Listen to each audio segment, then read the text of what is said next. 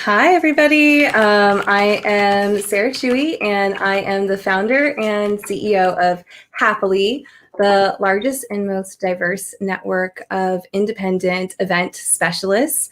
I think maybe in the world. I keep thinking like I need to size it up. If you think you're bigger, like reach out to me and let's join forces. We'll be the biggest together. And anyways, like who cares about like the biggest? Like we're also the best. Like we are people who really care about our planet. We're people who really care about other people. And that includes you, dear friend. Thanks for tuning in. Every Wednesday-ish, around 3-ish, I come and I have a conversation with a friend and a colleague about things that are happening like right now in this moment. Today, I'm bringing up Solonje Burnett. Actually, she's lifting me up. I feel like I'm so excited that she's here to speak with us. Solonje is, I've known her for a while, and like, I feel like we've had so many like different, when you're creative and you're an entrepreneur, you have like lots of different worlds that you like orbit and sphere and influence. And I've had a couple of those with her, which is really cool. But I think it's always really nice. And when it's like that, I like to hear like how people like describe their story in a way. So I'm going to read it. Solonje is a community leader, humanist, cannabist, co-founder of Humble Bloom, which we're going to hear a lot about today. And her mission is to give the underrepresented a seat at the table in the cannabis industry, as well as everywhere beyond. And we were talking earlier today, and it's really cool to hear how cannabis has unlocked so many different conversations and access to so many communities and issues that are really important. And hopefully we'll talk about that today too. Solonje sits on the Equity First Alliance Steering Committee. She's an advisor for the Virtue Project's Business Equity Council, and she's an advisory board member at Crude. She was recognized as 15 women to watch in the CBD industry, but y'all, she's the one to watch.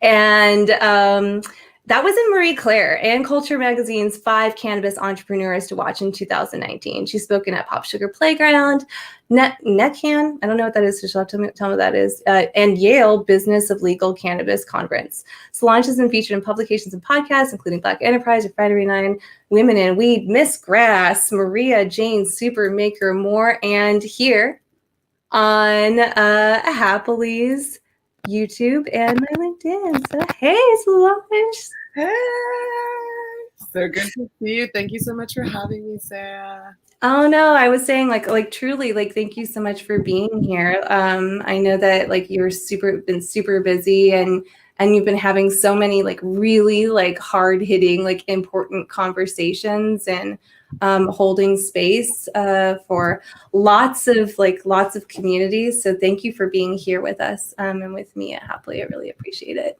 Just looking to expand into your universe and get bigger and larger and be the best.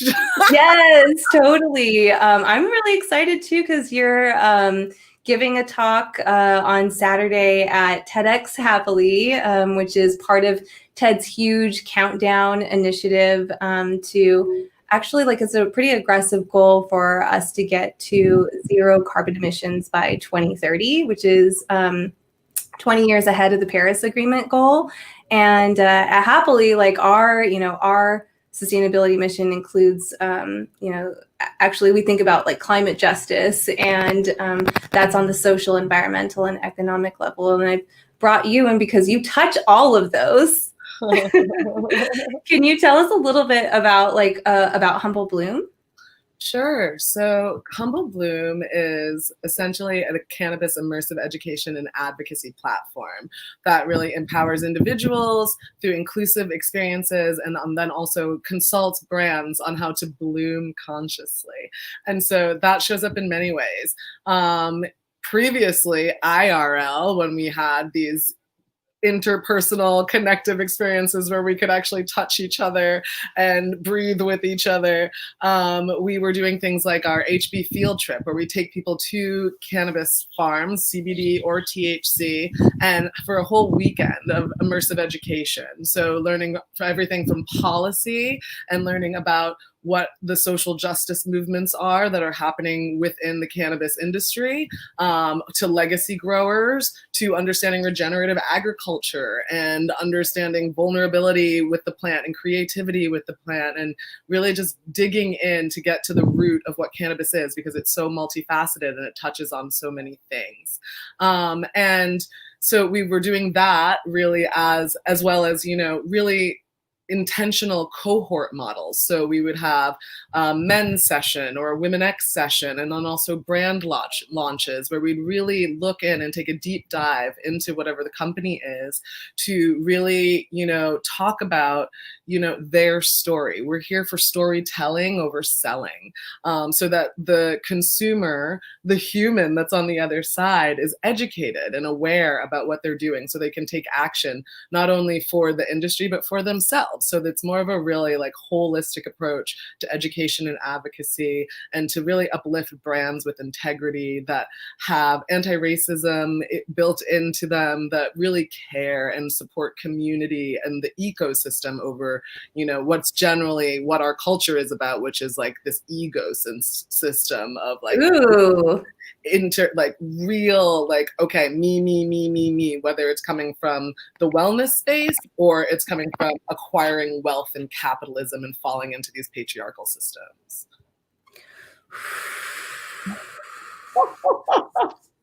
Girl. Let it sink. Let it sink. When okay, so wait, so I mean, like, when did you start to really like unlock all of these ideas and connections and make these connections between cannabis and activism? Like, was there a moment where that happened, and is the story behind that? Well, I think that many people, when they look at the plant or they work in the industry, like their primary motivation is like the green rush. They see this as a new market, got to jump in, right? Or they have some kind of personal experience where they were ill and this plant helped to transform or help to manage their chronic pain or illness.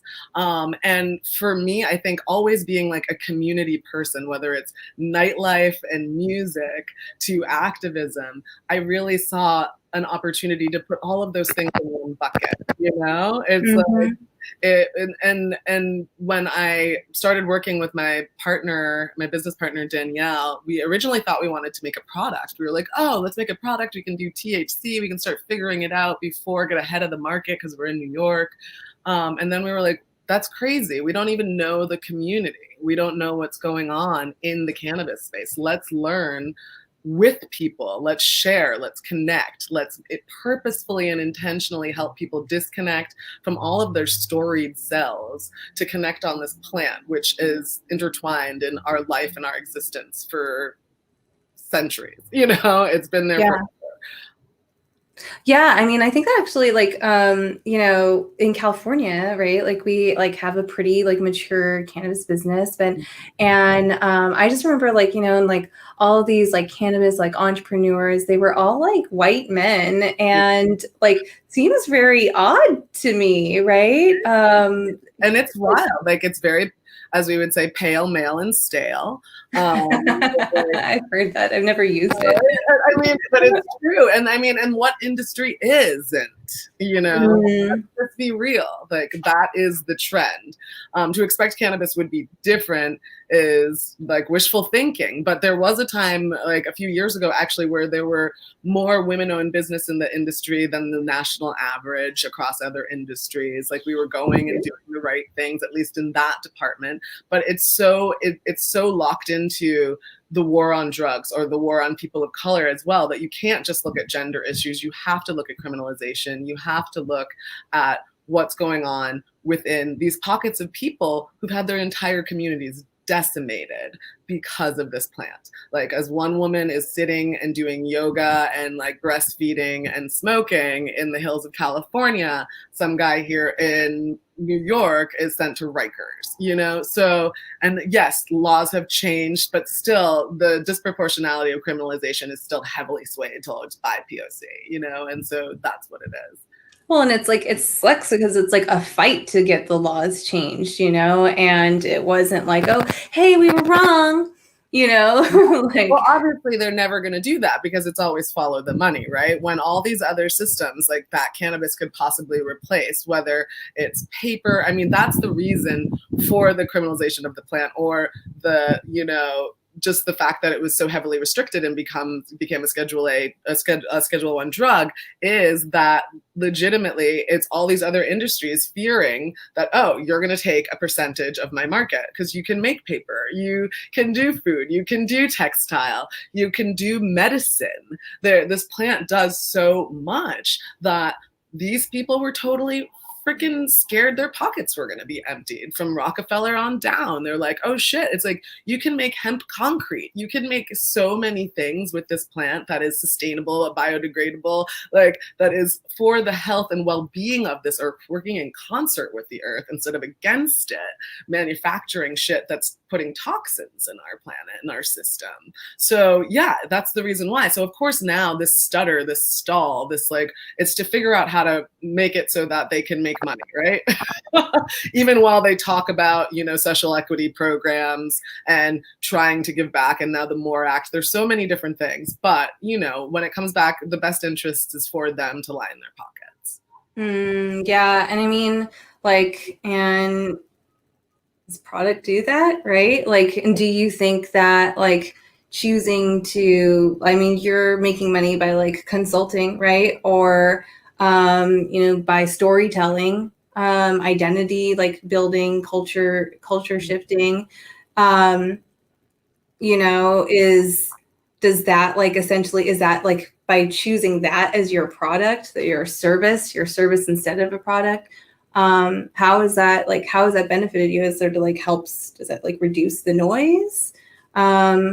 Yeah, I think we definitely stand out. First of all, I think we stand out just for being a black and white founder like situation. I know we're both women, but when you look across organizations, companies in the space and beyond, you see that most people tend to start with people that are familiar to them. So whether they go to the same college, or they grew up in the same, like they're from the Northeast or whatever it is, they tend to start and found their companies in that way, which, coming from a background that has to do with org design and DEI and all of these things, it's like, actually that's working against you. So we already had it in our DNA of like, we are different and we're complementary, and that's collaboration, and that's really great. This is what's gonna give us a leg up. But we weren't even thinking that way. That was just inherent in how we wanted our company to be, that we have our roles, we help, we teach, we share, and we're like growing each other. And I think that is kind of also just totally that mindset that we have, is like an inclusive kind of growth strategy of like, we're going to reach out to other companies, we're going to share with them, we're going to help them bloom and grow, we're also going to learn from them as we learn about all their different companies. And it's really a beautiful inclusive practice. What are some companies that you are working with like now, and like what's your criteria in like companies that you either sort of like help evolve, or like, I mean, it's sort of easy to be like companies that you support, but the ones that you help evolve, like where's your line, like your barometer? Well, I think the line is really on them. It's like, are you committed to actually growing and changing? And I think that's always been the situation, whether you're dealing with DEI or EDI, whatever you want to call it, equity, diversity, inclusion, or you're dealing with anti-racism, or you're dealing with transphobia, or it's like, do you actually want to address this issue? Or are you just doing some kind of performative marketing, like, yes, I've hired a bunch of women, but still there's no black people on this team. They're all white and Jewish, and no offense to that, but the point is, you're still not doing that heavy lift. You still have not brought in somebody that doesn't look like you or your girlfriend, and so I think that for us, the companies that come to us, the majority of them are in the heart space and the mind space of, we want to change. We know, and we have an accountability to the society, the people that we serve, as well as to ourselves, if we want to grow and be better and do better. One of the brands we're working on right now is right now, their company is called Crude, and they are essentially a soapless cleanser, and they're based in Utah, and they're really about helping people. Doesn't matter who you are, but they do realize that most skin issues, it's basically unfuck your flora. We are told to put on all these perfumes and all of these things that actually leach and mess up your skin and the biodiversity of your skin and the balance. And the founder, Denise, she's very active, in the social justice space. She's at protests. She really cares. She's a white woman. And she's just like, I don't need to do better. The majority of my team looks like this. And we want to market and help communities that we haven't been reaching. And we also want to grow our team, and we want to change our board. Like, they want to, from the inside out, reassess, recalibrate so that they can move forward really in an innovative way, not in a way that's like just throw a band-aid on it because this is a trend and a theme. This is a moment and it's not a movement. Like, they realize they want sustainable change. So Crude is one of them. And there are other brands that I have partnered with personally, like Afropunk, that I've been doing a series. Oh, just like Afropunk, like coolest ever. Just obviously. Yeah. And it's been what's amazing. it like? What's it like working with them? It's been amazing. And just in the opportunity, literally for the past 5 months, I have been able to talk to a new incredible Black entrepreneur every Thursday. It's like, and I've been able to curate this wholly myself. Like, they've given me, I'm like a free range human out there just producing and figuring out the content. And it's like on cannabis activism and wellness. So it's all kinds of folks. It's not just people in the cannabis industry. And to talk to all these people who are so driven, so committed, and find the general themes of like what Black community is feeling and doing, these leaders in our spaces that aren't the highly celebrated celebrities that are doing the voice on your app that you use for meditation. It's like they are the ones who are being the reflection of what our communities need to see. They're doing that work. And most of them, it was like mutual aid. It's giving back to their communities. It's education. It's showing up for each other, amplifying each other's voices. It was just magic, healing inside out. So yeah, radical self-care. I love it. And you've been doing, I want to hear more because I haven't gone yet. So I want to go, and I want to hear more about these workshops that you're doing. The work, your breathing workshops. Oh, yeah. It's like a huge deal, right? I feel like it's like gotten so much momentum. Oh, yeah. So I have been co-hosting. I don't actually do the breath work. I'm not the instructor. But what I do, it's really marrying breath and activism through this class that we have every Saturday at noon with the co-founder of Frequency. Her name is Vivian Rosenthal. And so she reached out to me in the beginning of the pandemic, like end of March or something. And she was just like, and what they have is a geodesic dome that's based in, that's located in Chelsea. And there's like sound healing and guided meditation, movement, all of these things in this dome with like small groups of 20. And I went when it first opened and felt so opened, like just so aware, awake, connected to humans I had never met in a way that was truly transformative. And so I started bringing small groups to the dome because Viv asked me to. And then when this happened, she was like, I want to do weekly breathwork classes, and I'd love for you to co-facilitate with me and really just set the intention at the top of the breathwork class. And so really that is what I do. I invite people to this space of healing, this container, this brave space that's truly intersectional, that there are old folks, young folks, Black, white, gay, it doesn't matter. Everybody is on it and coming from all over the country and into the Caribbean, sometimes from Europe.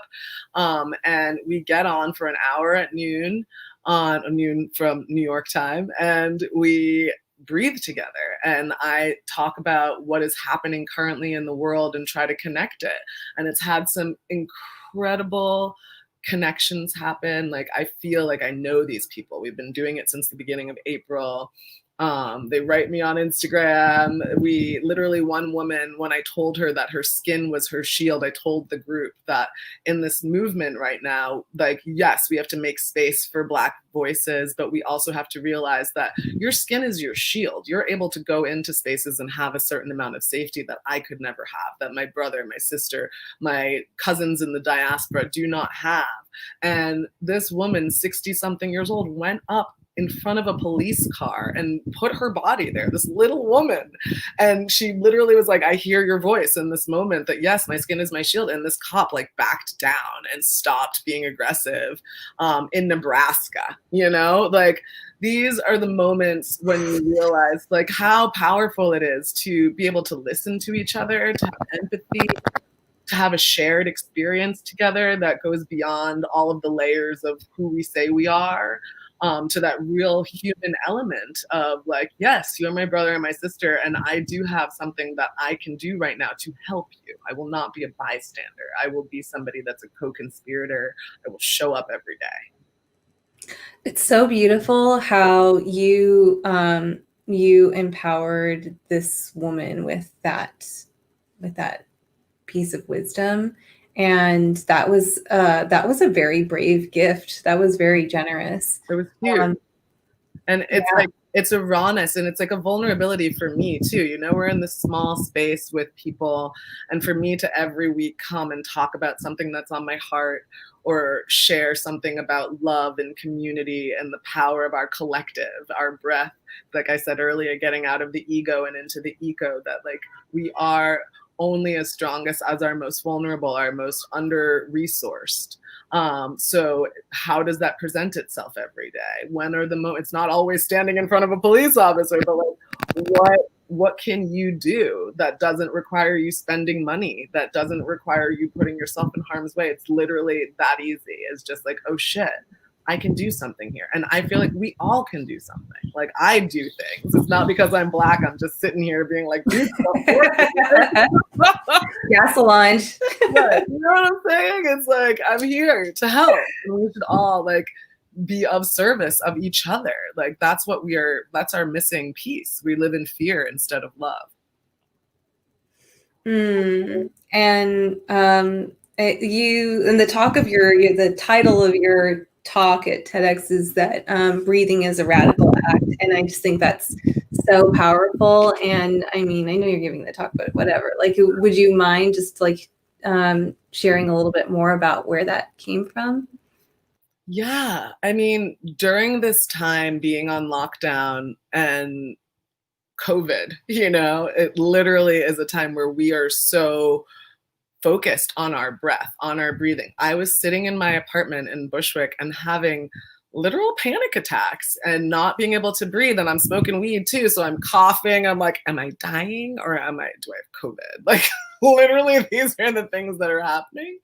And I could not find a way to center myself and feel safe and feel calm. And my brain just started going on like, but when have I ever felt safe? When have I ever felt completely calm as a woman, as first generation, like parents are immigrants, as a Black person, as somebody who speaks her mind, as somebody who cares about community over capitalism, about being like the opposite of so many things that our culture upholds when that is just like toxic and actually what has been pulling us apart and dividing us. And I came to breath. Meditation was one of the first things that actually helped to make me feel more stable. And it was a mantra that I had, which was my 4 M's, which was medication, meditation, masturbation, and motivation. And that is what literally got me through COVID. And when I say meditation, that's all mindfulness kind of modalities. It's not just meditation. And so breathwork entered the scene through Viv. And when I was setting intentions for folks, I'm talking about Breonna Taylor. I'm talking about Eric Garner. I'm talking about the fact that we can't breathe. I'm thinking of the intersections of breathing and Black people and not having access to land, property, spaces where we can breathe freely and healthily. Like, not just police brutality, but environmental violence. Like, it is down the line. You think about going into hospitals and feeling unsafe, knowing that racism is systemic, is inherent in all of our different systems that we have. It's like, I literally, when we are as a people constantly holding our breath, and that elicits a fight or flight response when you are, and that elicits sickness and illness in your body. So to breathe, to be able to understand the power of your breath, and to sit, to stop in the middle of the day, 60 seconds, do a breathing exercise, to wake up in the morning and greet the morning and not look at your phone first, but like walk up to your rooftop or just sit in your room in a sunny spot and calm yourself and breathe, to take time every Saturday and do breath work in community and breathe, to go hiking, even though for racial literally injustices, we have been banned from being able to go to public spaces in the past, like swimming pools and parks, and to take ownership and take it back and be like, no, I am going hiking. I am going to do the things that they have taken from me to dehumanize me. It's like, breath is the most natural thing, and it is the most restricted thing for our people. And so, yeah, I really, it's just become a confluence and made me understand that it is an intersecting thing and it hits everything. And for us, yes, we are disproportionately affected by the ability to just simply breathe. Woo! And you are just getting started, which is insane. Girl, this is true. I mean, obviously, there's like, no, you're grown. You've been doing this for a minute. So, no, but like breathing, literally, as I said, it's like our birthright. We should be able to. We shouldn't be fighting. We shouldn't be hashtag I can't breathe, But like, it's our whole fucking lineage. Like, since we've been taken, stolen, and put on literally fucking internment camps, slave camps, like it is real. And so to get back that opportunity to breathe, and to breathe in collective and feel equity, feel like, yes, we should all be breathing together.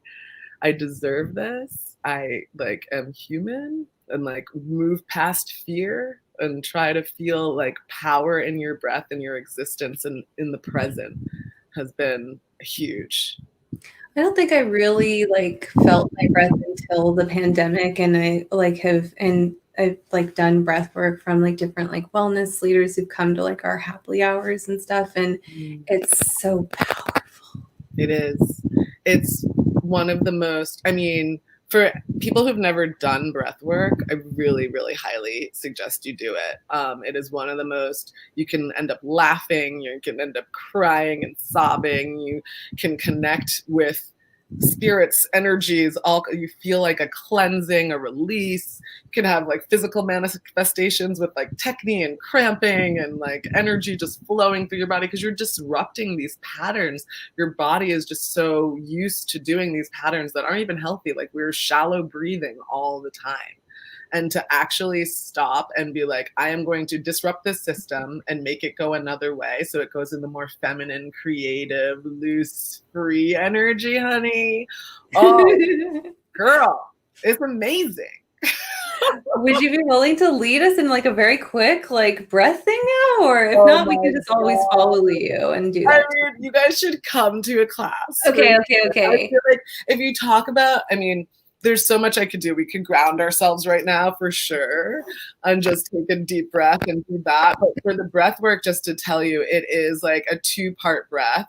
What we would do in class is all through the mouth. You stop from the nostril breathing. And so you're now doing it through the mouth, and you do it like in through the belly, in through the heart, and then you release. And you repeat in through the belly, in through the heart, and release. Ooh, I haven't done that. Right. And you do this pattern over and over. So it's like,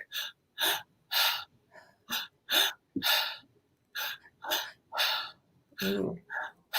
And you do it at your own pace, but you literally, for the first few minutes, you are fighting yourself. You have to lie down because you could get lightheaded. You have to be in a comfortable position, and legitimately you start to feel this whole thing, and we have music playing, and Viv will guide you through the process. So, and I'm holding space there as well, guiding you through. And it's remarkable at the end what people say, how they feel, and they're like, okay, 3 words. How did you feel? It's beautiful. Okay, wait. So what, like, where do we go to sign up for this? Because I'm gonna like sign up. Link in bio, girl. Link in bio. Link in bio. Amazing. I'm kidding, but I'm not kidding. But yes. So literally, if you go to my Instagram, which is my name, Solonje Burnett, not like Solange Knowles. We love her, but it's spelled differently. It's OJ, not AG. And then I have a link tree, and my link tree has all of the different things that I'm involved with. So you could support the Resistance Revival Chorus and buy a vinyl of This Joy, our album coming out in October, in mid-October. Or you could go and you could sign up for Frequency with me and Viv on Saturdays. Or you could get you some Foria suppositories, or Link in bio. I love it. in bio, all there. Try to make it easy for my friends. I love it. No, you're leveling everybody up like around you, and I thank you for that. Thanks for coming. I love you. Oh, I don't want to I know. Thank but you. Now, like, honestly, thank you for teaching me that breath thing, because whenever I miss you, I'm just gonna breathe like you. You should come to class, girl. I was like, wait, I want to sign up. For sure, you should sign up. And literally, and this is the one other thing I'll say, like, no one is turned away because of finances. So if you have any issues, just DM me and I'll send you a code. Oh, I love that. 50 or 100% off, because like breath is for everyone. We're here for that. Let's democratize breath. You shouldn't have to pay if you can't to get healing. So I'm gonna pay for me and somebody else too. So oh, you're so cute. If you watched this, go now. Let's breathe together, friends. Yes. I don't know if I'm going to see you on Saturday, but hopefully you'll come and do like meet and greet with folks and stuff too. But it's early in the morning. So. I know, I'm not good at early. I am lately. No, I am early lately. It's like, I don't even know what I'm talking about. I'm so better. I'm better at early. What time does it start? 7 a.m. PST, so it's 10 a.m. Oh, that's normal. Yeah, okay. All right. You can meet all the other folks. I'm going to say goodbye and then close out, and then we can run to our meetings. Thank you, Sarah. This was so much fun. Have a great one. You too. Bye. So yes, Solonje is the best. And please come. Like now I'm like roping her. I'm like, come do the thing. She sent a pre-recorded video, but we've got both pre-recorded and live talks happening at TEDx Happily, and we have an amazing lineup of folks. You have to go to TEDx.happily.io. There's like, I think there's 30 speakers. We packed them in. I packed them in, and we're going to hear about everything from people that are like leaders of the vertical farm movement, to people who are at the front lines of protests, to people who are actually counting the emissions for TED's countdown. So it's going to be pretty awesome and hardcore, but still sparkly and fun, as we are at Happily. And hope to see you. Hope to see you soon. Saturday, 7 a.m. PST, this Saturday, 10:10, TEDx.happily.io. See you later. Bye.